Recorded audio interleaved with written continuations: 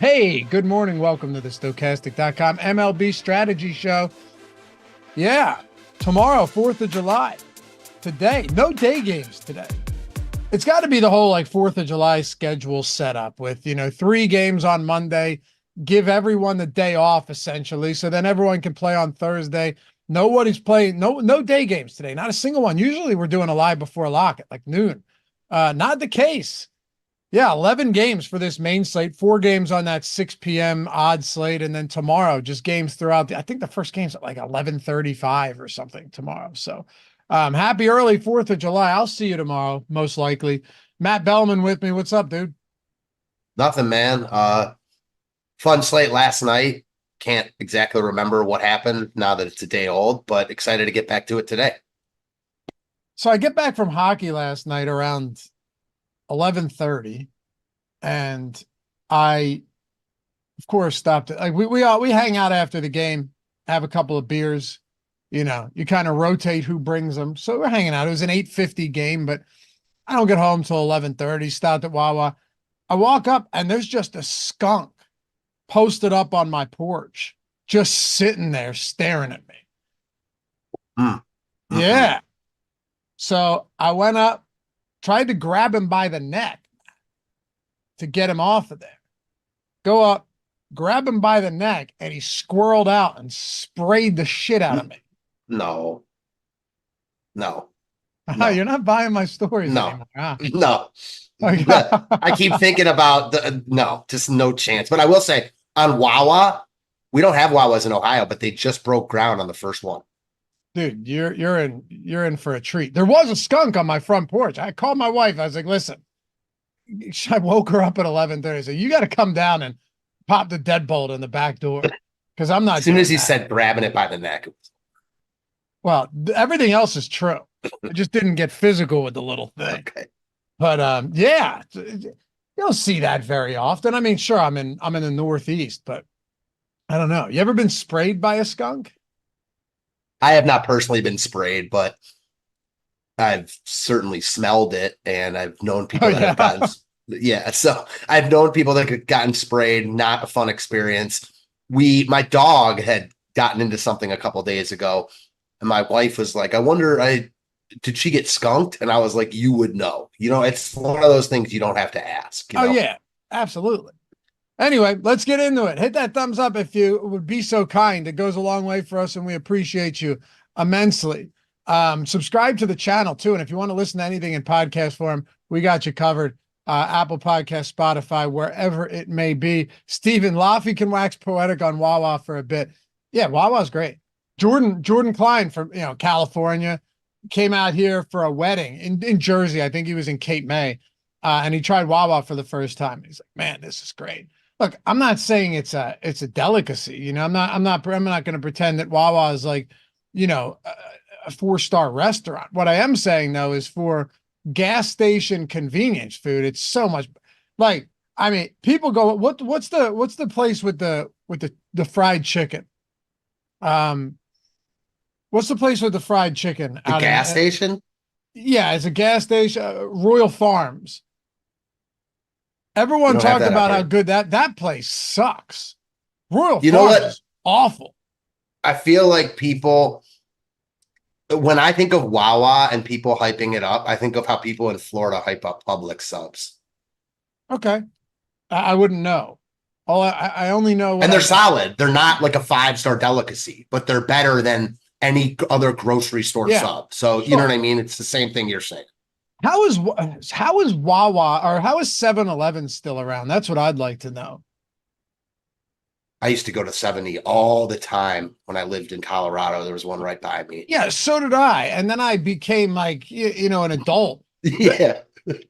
All they serve are stale taquitos. And I know some of them have the pizza and everything like that. Their food is awful. They haven't updated the buildings or the facade of the buildings in decades. They smell so bad. It's so bad.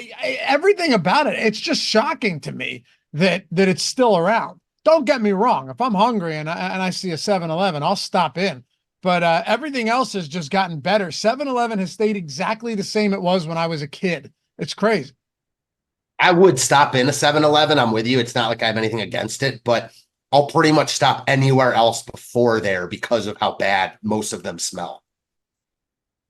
So we got 11 games today, and Coors Field, Dakota Hudson's terrible, man. Dakota Hudson's on the bump for Colorado. Milwaukee's blasted righties all year long. I know this series hasn't been great for them, but as far as like run production, but what a good spot it is for Milwaukee. No surprise, highest top stack probability on this slate. Colorado going up against Colin Rea, but that spot for Milwaukee just looks phenomenal. And then you've got the Dodgers going up against the pitcher making his debut. That's going to be interesting. Kind of just across the board, and you mentioned it before the show started, there are definitely some spots where you're going to be keying in on them pretty heavily. And then from a pitching perspective, you have Chris Sale on this slate. A couple good arms going between Baltimore and Seattle. Carlos Rodon, who's been rocked in 3 straight outings. Him and Lewis Heel are falling apart. They're deteriorating by the start. So yeah, pretty interesting slate. Just a brief overview of it. There's a lot to get into today. Yeah, there really is. You can spend up at both pitching spots and feel really good about that, but you're not going to be able to roster many, if any, of the expensive bats, and there are a bunch of them. You talked about Milwaukee in a nut spot in Coors against Dakota Hudson, the Yankees against Andrew Abbott, a guy who gives up a ton of power. There's good spots all over the board here. Houston against Kikuchi, Minnesota against Montero. So yeah, I think this is definitely a slate where decision points are going to have to be made. You also have 2 4K pitchers on this slate, which we hardly ever see. And there are enough expensive bats on today's slate where you can roster 2 4K pitchers and still not get like every bat you want, because guys like Judge and Ohtani are now very, very expensive. These spots, though, for these 4K pitchers are not appealing. You know, you got especially the guy. Yeah, go ahead. Yeah, well, yeah, Kyle Montero against Minnesota. They have a total north of 5. And then Christian, is it Mena?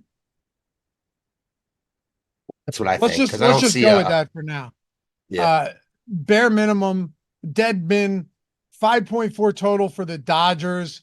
What a terrible, just completely thrown to the wolves for a start like this today. Yeah, I mean, I feel like you can make a case for Montero because the Twins have a high total and they're not a bad offense, but they're not the Dodgers. The Dodgers are literally the Dodgers, and it's like the toughest matchup in baseball. So I think it's a lot easier to make a case for Montero than it is Mena, however you pronounce it. But 4K is 4K for 2 pitchers that, you know, aren't openers or anything like that. Yeah, it'll be interesting to see how long they can go, or if they just get shelled. Chris Sale at the top, though, against San Francisco. Elite strikeout stuff, one of the best pitchers in baseball. You know, like legitimate double-digit strikeout stuff for Sale. We have him as a 30% top 2 pitcher on DraftKings today, looking at the top pitchers tool on Stochastic. 39% ownership. So sure, he's negatively leveraged. Not sure how much that matters. San Francisco has the lowest total on the slate. Actually, I think it's there. I think it's essentially tied with like Seattle and a couple of those other teams, like maybe the Cubs. But how tough is it? This is really the question. Like, with some of the bats that we have on this slate with the price points, how tough is it to get to Chris Sale today? I think it's tough if you want to stack like the really expensive offenses, except if you're willing to just completely punt at SP2 with like a Joey Estes, Davis Daniel getting a lot of love. I don't think it's impossible, but you're not going to be able to, like, the bats are so expensive, the good bats, that like you're not just going to be able to roster Sale, a cheap pitcher, and 5-man stack whoever you want. You'll have to get creative and weird with it. But that being said, it's not like Sale is 11.5 or anything. 10-2, I think, is a very fair price for him. I don't love the matchup. I think San Francisco sets up a lot better against left-handed pitching than they do righties. Guys like Jorge Soler have started to get going a little bit, which I think maybe lowers his floor a little bit, but his ceiling is still tops on the slate. For me, it isn't about Sale versus anyone else. It's about the question that you asked. If you play Sale, can you get to all the bats you want? For sure. I mean, Davis Daniel has to be pretty popular here today. He made 3 appearances last year, all long relief. He went 3, 4, and 5 innings out of the bullpen. This year, his first start against Detroit last week, 8 scoreless innings, no walks, 4 hits, and 8 strikeouts, 99 pitches. I mean, it's hard to say. It's hard to project for somebody like this today, but man, 7,500 against Oakland in a pitcher-friendly park. It does look, I mean, and it's funny too, because he wasn't even particularly good at AAA this year. I assume, is he pitching in the PCL? Yeah. Right? So that kind of makes a difference. But even so, this guy comes in and just absolutely shuts down Detroit. He's 7,500 today in Oakland. You have to think this is going to be a really popular spot. Plus, the Oakland Athletics, 4.3 total, not very high for a guy who's made 1 career start at the major league level.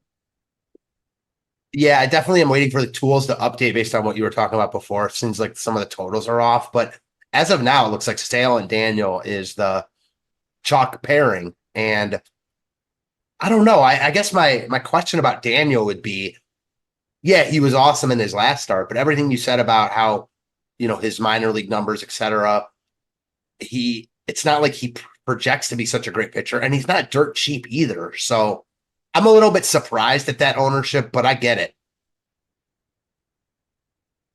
Yeah, it's a lot, but really, so think of it this way: if you're not playing like any of these 4K options, true. What are your pivots? Like, I mean, I think Dean Kramer, yeah, and he's 20% too. Dean Kramer at 7,100 against Seattle is one of them, right? Because it is a big slate. You're going to have some options in that price range, but Kramer was on the IL. He hasn't pitched at the major league level since May 20th. So I don't know. He was bad in his rehab outings. I have no idea what his pitch count is going to look like. It is a good strikeout spot. There's no doubt about that. And he's been about a K per inning guy through 9 starts on the season. But how reliable is his pitch count today coming back from a 2-month or not 2 months, sorry, like 1.5 month hiatus? I think this might finally be the day where Seattle stack is the nuts. Yeah, I like the Seattle side a lot more than Kramer here.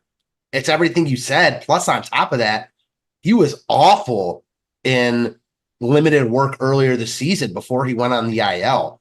His actual numbers aren't good, and his underlines are even worse.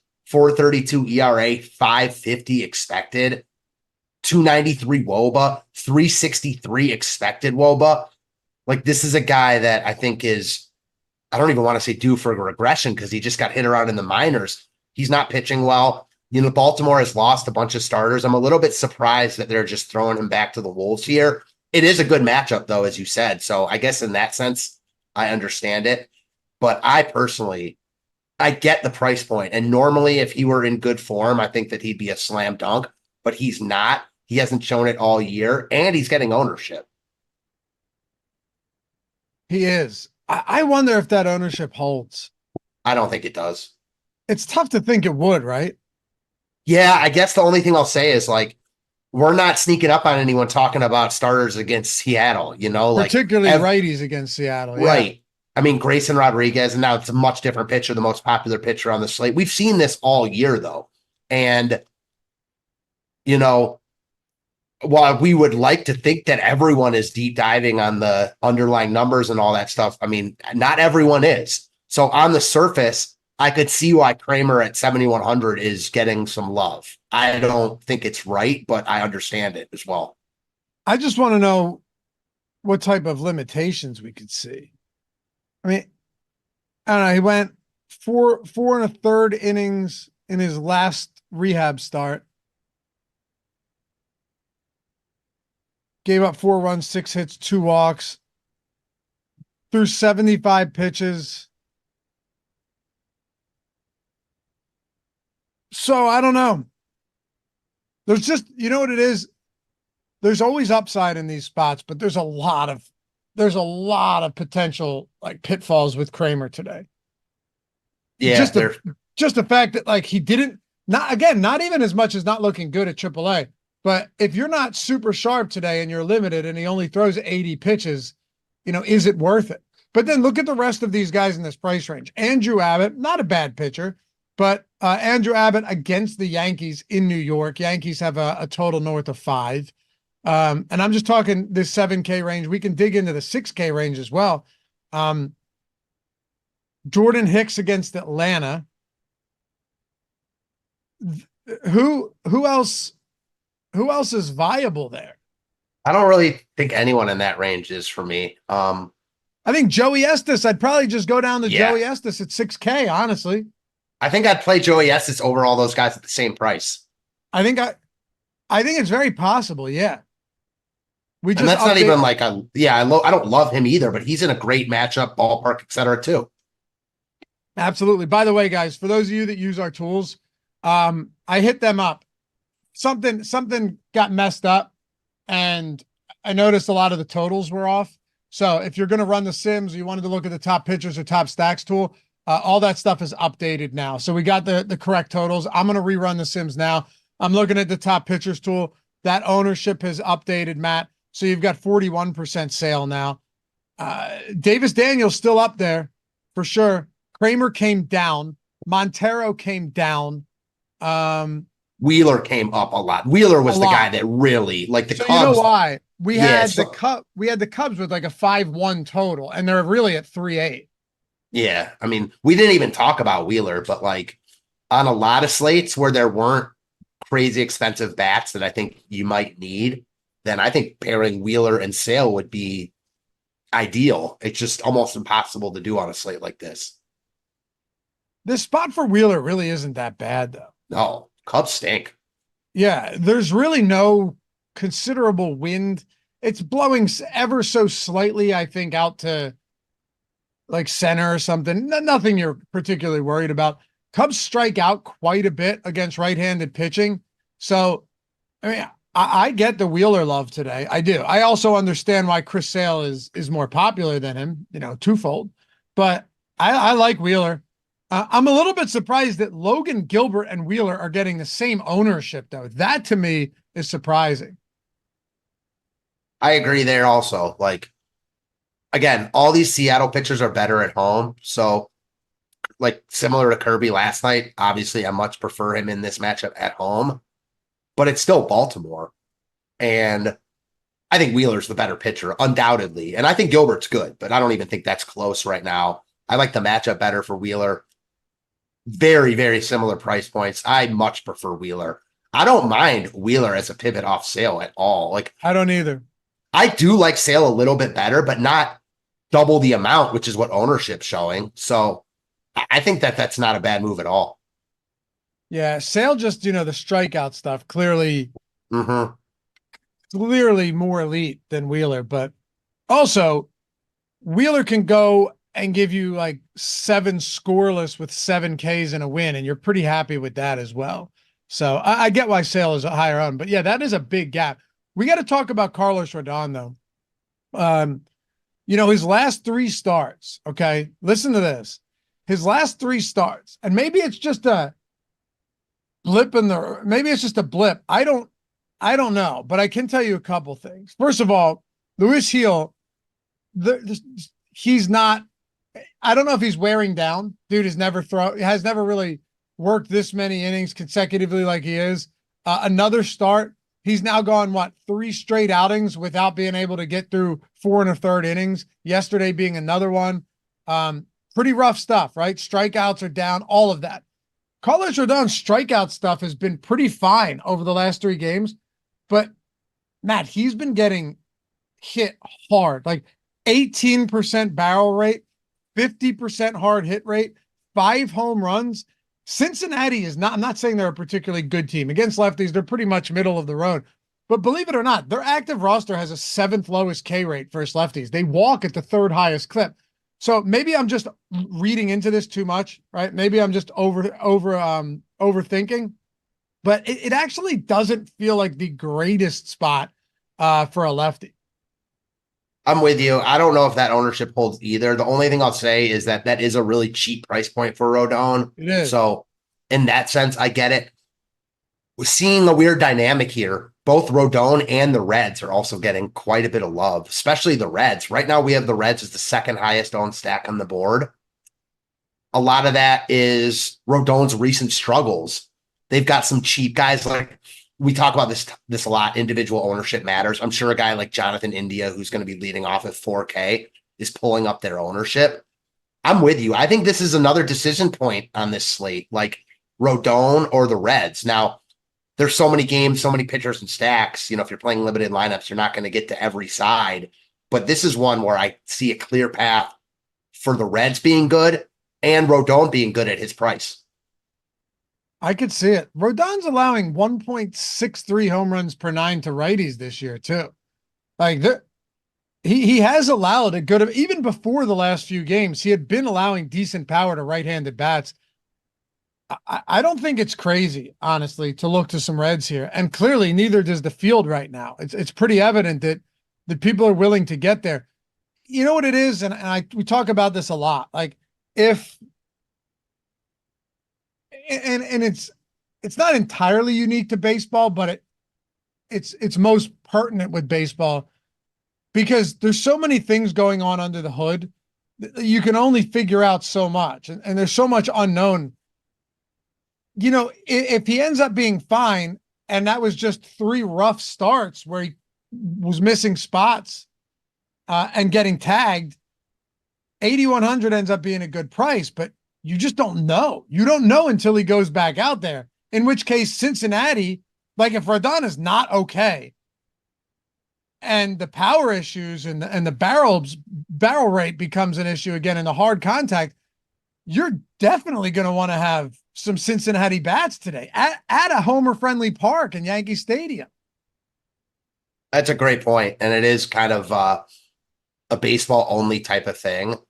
I guess the one thing that would make me a little bit more encouraged about Rodon is that his last start against Toronto, he got shelled. A lot of that came early, and they left him in the game, and I'm pretty sure he was like okay after that. I know that the Jays got up big in the first inning because I think Springer had 2 home runs that game, but they were up 5-0 after the first. So maybe he found something as the game went on. I mean, that's a natural thing to happen in baseball, but like you said, we don't know. And that's kind of why I alluded to both sides having high upside in tournaments. You're not wrong. And, you talk about all of the expensive bats on a slate like this, and there are a lot of them. Coors Field, Dodgers, just a couple of really appealing spots.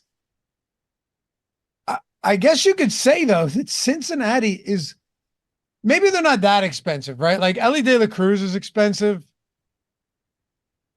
They're probably not that expensive, right? Like once you get past, I guess, Spencer Steer and De La Cruz, it's a pretty affordable team past the top 2 guys. I bet Ellie's the only one over 5K. He's crazy expensive, but other than that, he's very expensive. And he's like not as appealing against the left-handed pitcher. Now, certainly, if you're stacking the Reds, you want Ellie because it's not like he's awful against left-handed pitching. And if you're stacking the Reds, you're presuming that Rodon is not good. And then if Rodon is not good, how many at-bats is he even facing against Rodon? So I don't mean that to say that Ellie is a bad play or anything, because if I'm stacking the Reds, I want him. But I don't think he's a really great play as a one-off today.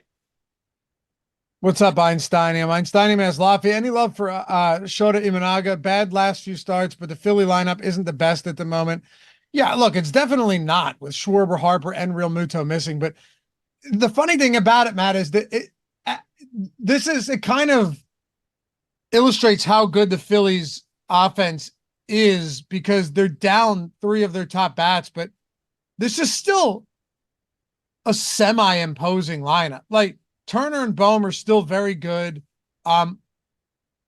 Marsh probably won't be in the lineup. They might have to, honestly. They might have to. But what happens is then you replace him with other guys that might not be great, but also don't have high strikeout rates. So I don't know. I see where you're going with Imanaga. He's been strange lately too, right? Because he got absolutely destroyed like 5 starts ago. Kind of got it back on track, right? He got crushed by, who was it? Milwaukee, just destroyed.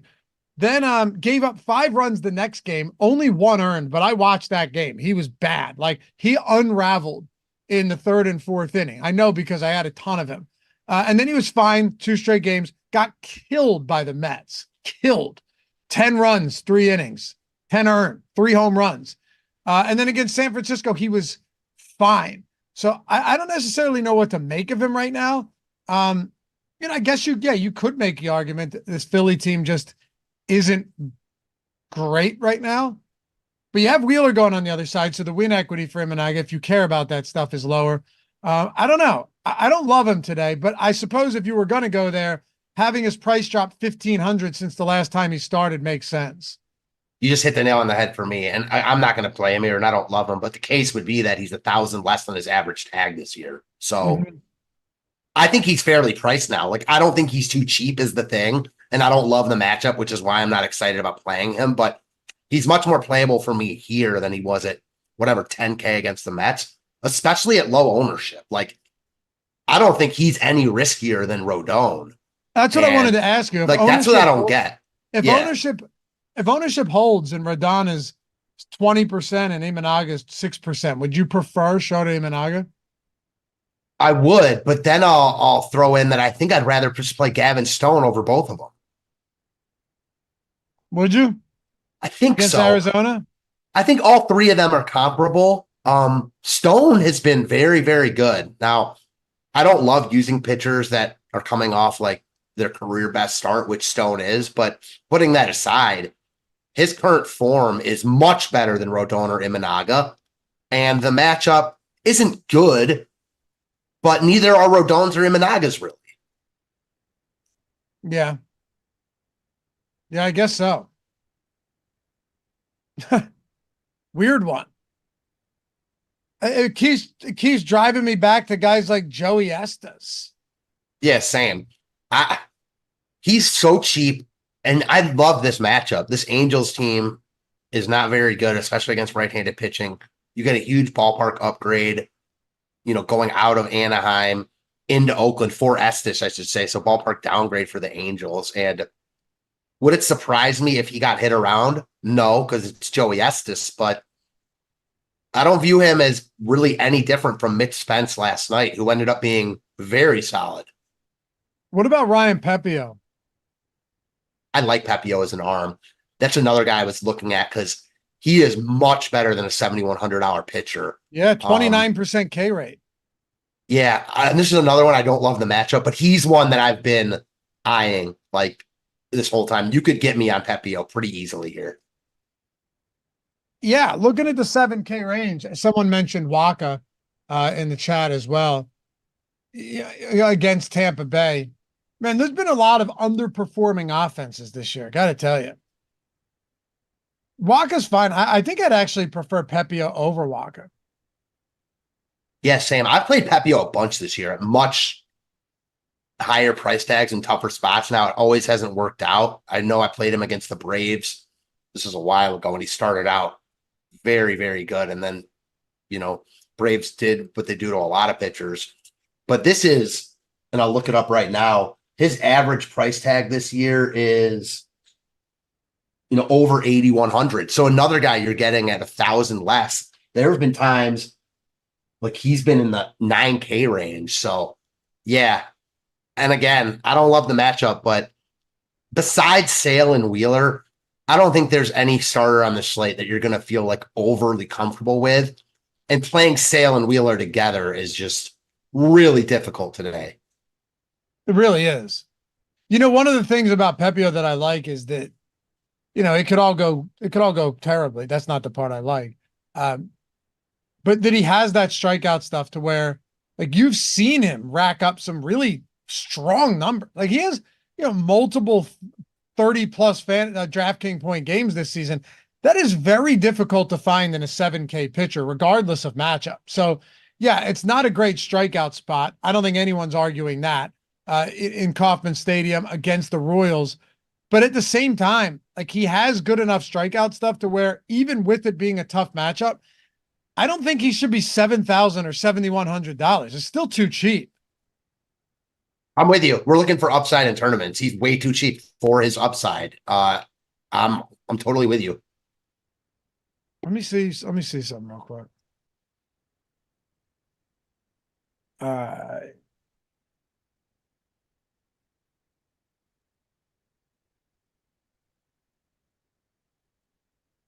There we go. Okay. So now that we're updated, getting a lot of Chris Sale, 20% Joey Estes. Not a lot of Pepio in this spot. Also, not a lot of guys like Kikuchi, understandable, right? Against Houston. Barely any Hicks, Gilbert. Gilbert's the interesting one to me, but I'd have a tough time pulling the trigger on Gilbert over Wheeler. That's my issue. 100% with you there. Even without Wheeler, I don't think I'd be wanting to play Gilbert. True. Here. Yeah, true. 4% Imanaga. I'm only getting 5% Carlos Rodon right now, which I feel relatively good about. That kind of tells me that the Sims really like Sale and Estes. Yes, a lot of Sale, a lot of Davis Daniel too. How much Daniel? 20%. Okay, so the same as Estes. So yeah, I mean, technically, if everything holds, I'd be under the field on Davis Daniel. Right, you're still getting him, but just under the field. Whereas Estes, you're double the field. Exactly. Maybe triple. Yeah, pretty much triple the field. I didn't even see him go down to 5%. Yeah, I think Estes just stands out because we don't have many great cheap pitching options, and he's in the best spot, great ballpark, and the cheapest basically of all of them besides those 4K guys. Does it feel like there's just more bad offenses this year than there've been? It's probably just recency bias, but it really does feel like there's a lot of teams that don't strike out a lot, but it doesn't mean they're good. I think there's a lot of mediocrity across MLB as a whole. Pretty much. Yeah. And then so many injured pitchers as well. So many good injured pitchers that just, if you just look through the list of guys that are on the IL or have been on the IL, the list, it's endless, man. It is endless.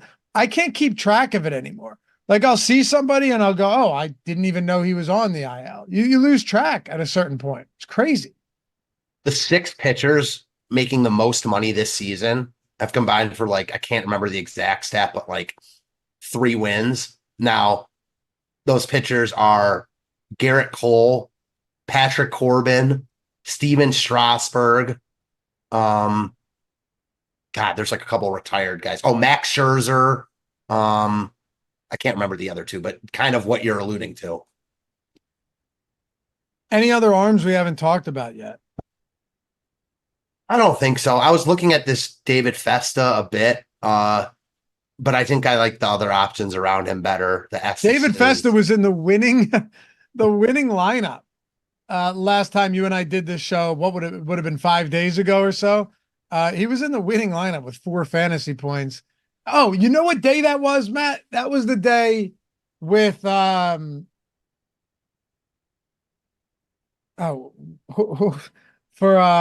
the White Sox. And we're like, oh shit, he's pitching against the Braves.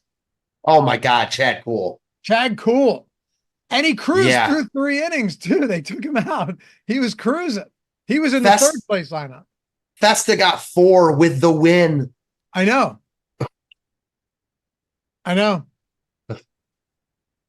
It's just nuts.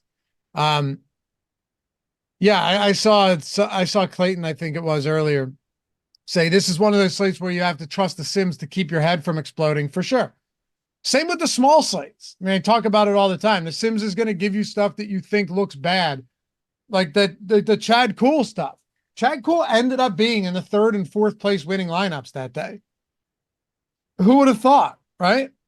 And probably in the 1st place lineup, if he went more than 3 innings, did he get hurt or did they just decide to pull him?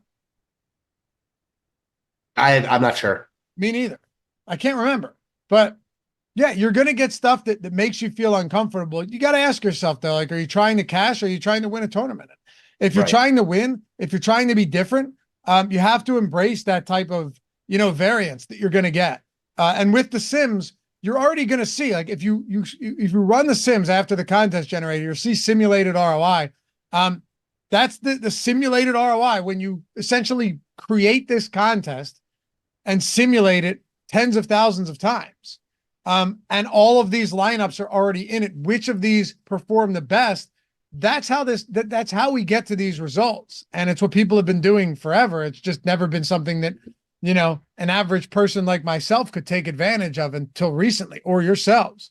It's always people that built them out themselves, much smarter than me. But you ever want to check it out, links in the description and in chat. I mentioned it yesterday, but I did the Hall of Fame segment last week, Friday. We had a 200K winner, a 60K, a 50K, I think 3 10K winners, and like 5 of 5,000 plus, rocking the stochastic avatar, attributing the wins to the Sims tool. So don't take it from me. Go watch the Hall of Fame video. Take it from them. You'll see what I'm talking about. But anyway, make your life a whole lot easier. Build better lineups. Ownership projections, too. They come with that top hitters tool, top stacks, top pitchers tool, player projections, premium Discord lineup generator. And we have a new feature on its way to the Sims that you're going to absolutely love, especially you hand builders out there. So stay tuned for that. But links in the description. A week or a month, you want to check it out, definitely go for it. We'd love to have you over and say what's up in chat while you're at it, or in the Discord. All right. I think we covered pitching. I want to go over it one more time. I want to scan over it, not talk about it one more time. Like, I don't think we're going to John Gray here. You're not going to Adam Mazur against Texas. Dakota Hudson, Colin Rea, Andrew Abbott. Ronel Blanco's pretty expensive there.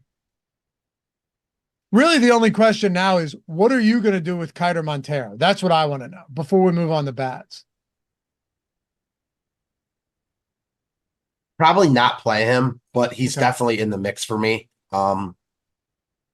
He's obviously getting, I'm not sure yet, to be honest. It's still so early to say. Didn't really seem like the Sims were pumping him out. I think you can play him because there's enough expensive bats to get to. I also think that there's just a lot of opportunity cost in obviously the expensive pitchers, but then also guys like Joey Estes, who, I expect all these guys to be better than Montero. I think Montero's floor is very low, but as you were talking about before, he certainly has strikeout upside. So this is one I'm not exactly sure yet. How about you? I'm not the Sims does like him. I want to see once all the adjustments come in and everything, but at $4,000, there is something to be said about that. Yes. Because also, let me look at,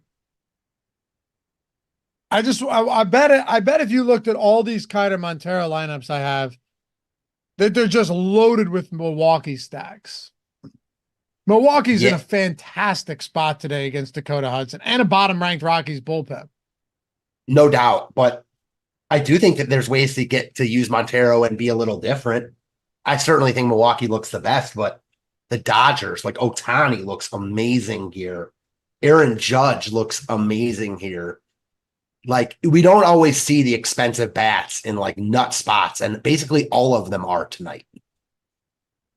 It's hard to get away from or want to get away from a lot of this stuff. Mm-hmm. You think it makes sense getting different with Kiter Montero? Like, not by doing him, but getting different with the bats that you're using in those lineups? I don't think you have to. I think you can certainly play, because I think people are going to play the Dodgers and Yankees and stuff like that. You're not going to be getting them at low ownership. And Montero's just one piece, right? Like, it's not like he's going to be crazy chalk. So a lot will depend on what you do at SB2. If you go SB1, I should say, if you go Chris Sale, then I think that's going to hamper you, even though you're using Montero. If you end up going with like a Davis Daniel with Montero, then you can really load up. These Milwaukee bats are very expensive, but man, it's a great spot. Dakota Hudson's been so bad, particularly at home. I mean, he's just been terrible at home. 515 WOBA allowed to lefties at home this season, 436 in total at home. The numbers are bad. 6.5 team total for Milwaukee. Colorado has a rough bullpen, very bad. Arguably the worst in baseball. Yelich, Contreras, Adames, all of these guys, just top to bottom. I think it's tough to really take issue with anything here. I love Colorado today. Ownership is a concern. Like even yesterday, we had them projected to be a little bit under-owned. And the guys that you would expect, and I think I mentioned this, were owned, like the Yeliches of the world. I will say, though, like William Contreras was much lower owned than I expected. And I think you'll see something like that again today. People not really wanting to spend $6,100 on a catcher with so many other good bats. I think Milwaukee will probably end up as the highest owned stack, but not by a crazy amount today because of how expensive they are and because of how good other teams look. If the slate started right now, I would have egregious amounts of Milwaukee. I'm looking at it now. I would have like 55% Milwaukee stacks if you include 4 and 5 man exposures, 43% 5-man exposure to Milwaukee. Yeah, and I don't think there's anything wrong with that. I think I'd be playing a lot of them now too, knowing that their ownership, especially in the contests I play, could be double what we're showing. Wouldn't surprise me at all. And ultimately, that does get me looking at the other side of this game, Colin Rea. He stinks as well. He's not quite as bad as Hudson, but he's pretty bad too. Yeah. The one I love, it does benefit you more targeting sometimes the road teams because you're guaranteed the 9th inning. And even if Colorado's guaranteed the 9th inning, that means they're playing from behind. And they might just be facing better pitchers, but that's just one element of all of it. But like to know that the guys at the top of this order, maybe even the bottom from Milwaukee, could be seeing 5 plate appearances at Coors Field. It's going to be 90 degrees at first pitch today, but I'm seeing now what the sims are giving me, and now it's kind of enlightening, Matt. Like because I'm going, man, I got a lot of Kiter Montero. I'm getting a lot of him right now. Even with the updated run totals for Minnesota, because we had it lower than it was. But now I see it. Say, okay, I'm getting a lot of Milwaukee. And then my second highest exposed stack is the Dodgers. Yeah. And then my third is the New York Yankees against Abbott. So you look at this, you go, oh, okay, now I totally understand why Kiter Montero and Chris Sale are my 2 highest exposed pitchers right now. Yeah, I'm sure you've got some lineups in there with Davis Daniel and Montero, or even Estes and Montero. Probably. I'd have to look for it, but a lot of Montero, a lot of Sale. I don't know if it holds. It's still early in the day. That's why you guys got live before lock. We'll see what the Sims is giving us then. But yeah, it definitely makes for one of those slates where, well, how about this? If you did decide, here's a good question for you. If you did decide that you were going to go, 2, more expensive pitchers, like let's say you're going to go Chris Sale and Wheeler, or even, maybe dumb it down or tamp it down a little bit from a price points perspective. Like let's go Chris Sale and Carlos Rodon or something like that. Chris Sale and Imanaga, Chris Sale and Gavin Stone. If that's the case, what do your preferred stack types look like there? Because you're not getting to a 5-man Milwaukee. You're not getting to a 5-man Dodge, unless you're just going full out bottom of the order with the Dodgers. What are you going to? What do you like? That's a good question. I don't think there is a clear answer there. Teams that stand out to me if you're doing that are the Tigers against Festa, who clearly didn't look great in his debut. Oakland against Davis Daniel. Daniel's also getting ownership. There isn't much to love that's cheap. Tampa against Waka, like the Angels against Estes. And if you're playing like that, you just need so many things to go right, which you need so many things to go right anyways, but you need both your pitchers to just completely go nuts. And you need basically all the expensive offenses to not do what they're expected to do. On top of that, you need whatever offense you're rostering to have a really good game. Now, there are certainly slates where offense just isn't as good as everyone projects. And those type of slates, you want Sale and Wheeler or Sale and Rodon and a cheaper offense. It's just hard to see it as of right now playing out that way, you know? Yeah, it's real hard. You know what else, though? Like, there's no guarantee that Davis Daniel or Dean Kramer or Kiter Montero, all of whom are pulling double-digit ownership, and then everybody else is just getting nothing today, aside from the guys we talked about up at the top. There's no guarantee that any of those guys end up being worthwhile. Like, we've seen what Kramer's deal is. Davis Daniel has one career major league start, 4 career appearances. Yeah, it was great, and he's got a good matchup today, but can you expect that from him going forward?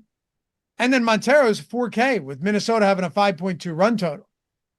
That's, I think, where the slate becomes the most interesting. It's like if none of those guys are very good, and then you're going expensive pitcher and Sale, mid-range pitcher in like Kramer or Davis Daniel, shit, at that point, you'd just be better off going to Montero. Yeah. Yeah. And the other thing is there aren't a ton of cheap options, but there's enough where it'd be surprising if 1 or 2 of them weren't good, you know? Pretty much. What's your favorite pitching combo?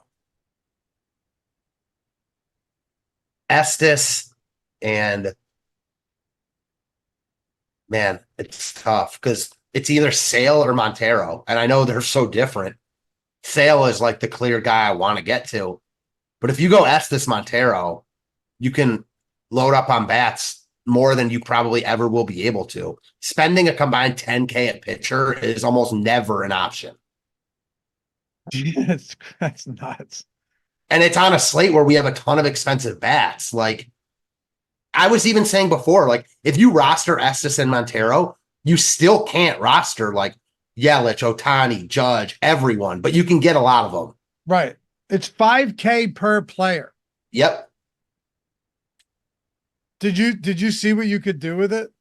I did. And like you can roster a lot clearly, but you still have to like pick because most of the really good bats that we want are over 6K.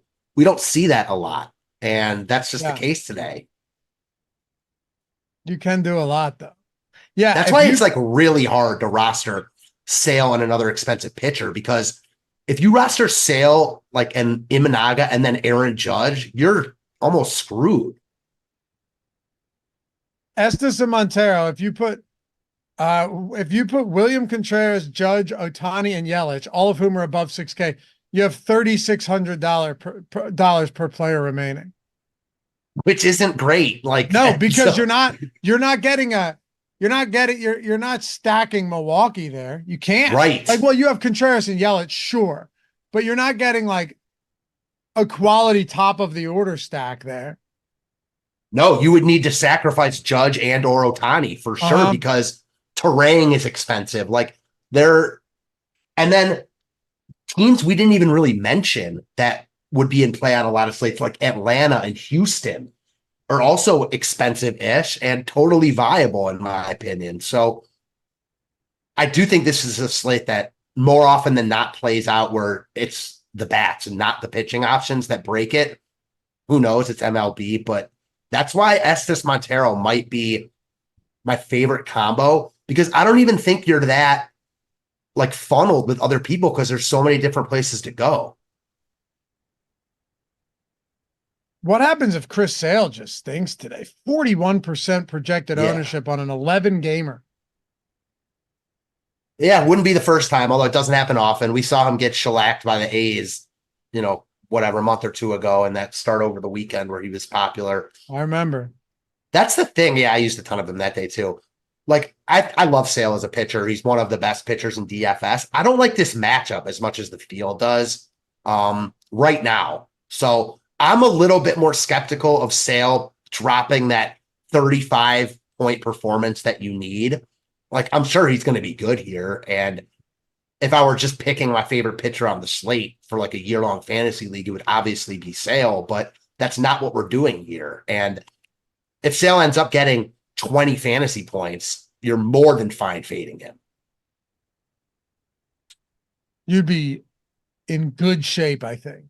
Agreed. I mean, that's unlikely, but I feel like if he gets you 25, you're fine either way, whether you played him or you didn't play him. If he gets 30 plus, you want. Right. Yeah, unless of course someone like Rodon or Imanaga or Davis Daniels gets, like, if Daniel gets 30 and Kiter Montero gets 17, I wonder what ends up being better. Yeah, Like I'm with you. You know what I mean? Yeah, that's why I didn't say you needed him. If he dropped 30, I'd say you want him. If he drops 40, you need him. I get what you're saying. I'm just wondering, like, could Sale go for 30 and you still not need him? I think definitely. Yeah. It's all about the bats at that point then, right? Mm-hmm. Yeah, exactly. Yeah. Oof.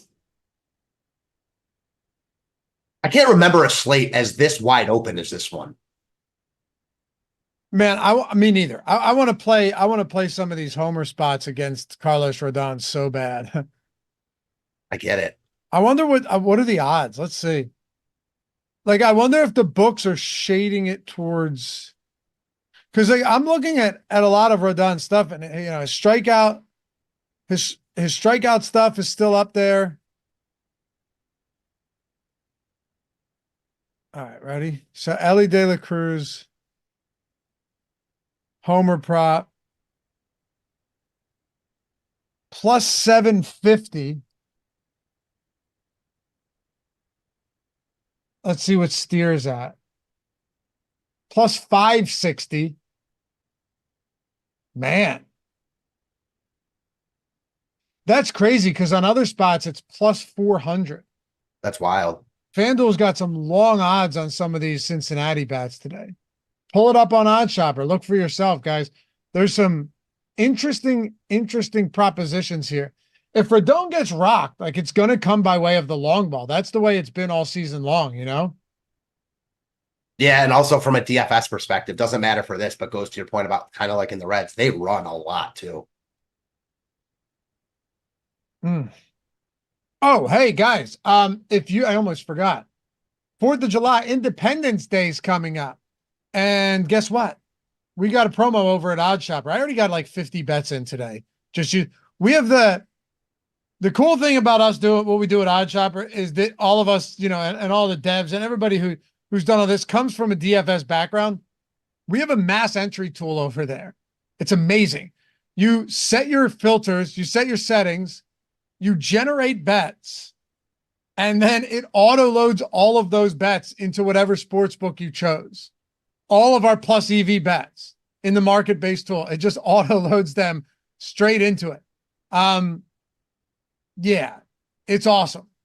I used it this morning. It took me 2 minutes, maybe 3 minutes, just doing some settings, but you can save them. It took me like 2 or 3 minutes just to place 30 bets at 8 in the morning. That's awesome. It is awesome. Yeah. Did you see Aton's results the other day? He's up like 5,000 in the month of June last month, just crushing WNBA. He watches no NBA. He knows not a thing about WNBA, just using all of the plus EV tools. It's amazing. Like, it works, it works. And the tools are proven to work. You can see it. We have a market-based results tool where you can go in and filter the results for every single prop that we offer, see how it's performed on each book at each time period throughout the day, what prop market that might be. I'm telling you guys, if you're into this stuff or you'd like to, and you'd like to find a way to make some additional money, even if it's just to use it for DFS, promo now, the entire month, $17.76. Hopefully you understand where that's coming from. $17.76 with the promo code 1776. Links in the description and in chat. Use that OddsShopper link. Go to monthly. You'll see it there. Use the promo 1776, 1776, and you're in.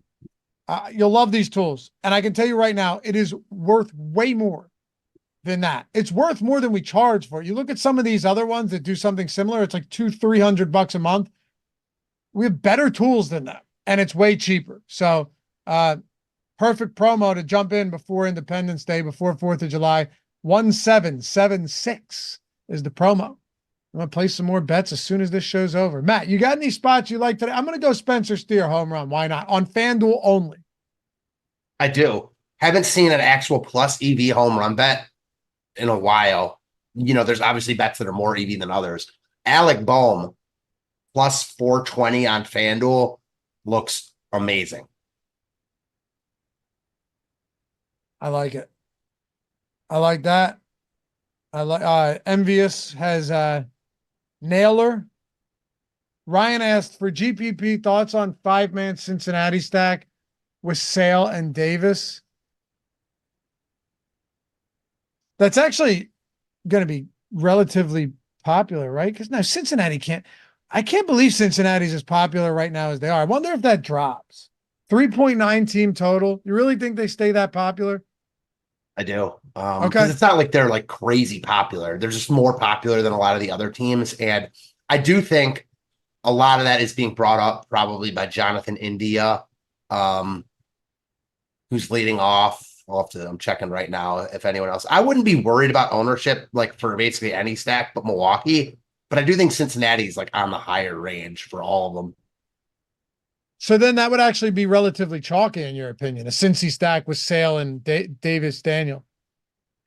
Yes, for MLB purposes, but like it's not like I would be worried about playing that because someone might have the same lineup or anything like that. Like if you wanted to plant your flag on the Reds, I think that enough people are going to go to the Brewers and other teams where that's fine. Just not really where I want to go personally.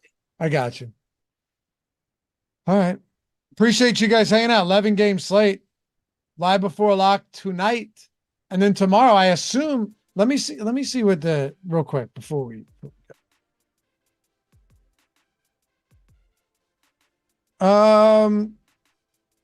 There's an 11:05 game in DC, 12:35.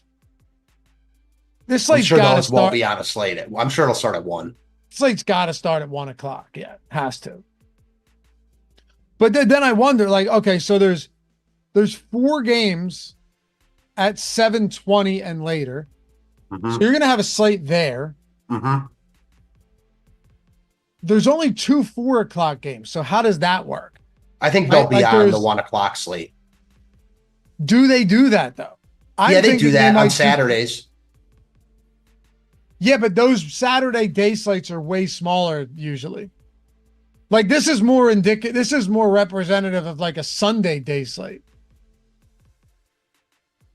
I don't know if I see it that way, but I totally get what you're saying. And I just don't know the answer to it. Me neither. I'm saying like you're already getting 7 games on the 1 p.m. slate if you only take the 1 and 2 p.m. games. Okay, so maybe they just leave them off and have like a turbo 4 o'clock. That's what I'm wondering. Right. Now that you put it like that, I think that maybe is the way they do it. I have no idea, but yeah. Let people get paid out and use that money on the 7 p.m. slate, you know? True. We'll see. Either way, there's going to be multiple slates tomorrow. Sims Tool handles all of them too, including the turbo slates. Any of those express or turbo slates you can get in the Sims. But appreciate you guys as always. You're the best. We'll see you back here later tonight, live before lock.